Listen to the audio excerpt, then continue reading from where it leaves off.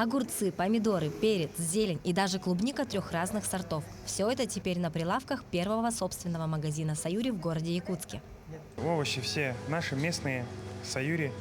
Также цены такие же абсолютно, как у нас в Сардахе, на самой территории теплиц.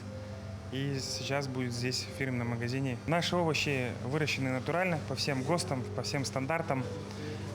Мы заботимся о том, чтобы наши овощи всегда были свежие, полезные и доступные. Торжественное открытие магазина посетила идейный вдохновитель проекта «Саюри» Людмила Николаева. Она выразила благодарность всей команде, которая стояла у истоков проекта, и тем, кто продолжает заниматься этим детищем.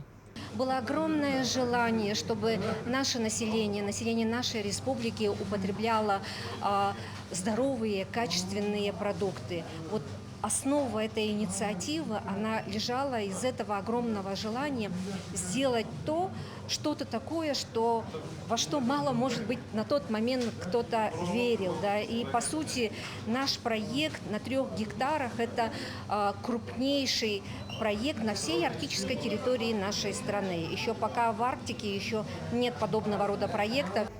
Прилавки магазина будут пополняться ежедневно, но на этом производители планируют не останавливаться и совсем скоро обещают горожанам приятные сюрпризы.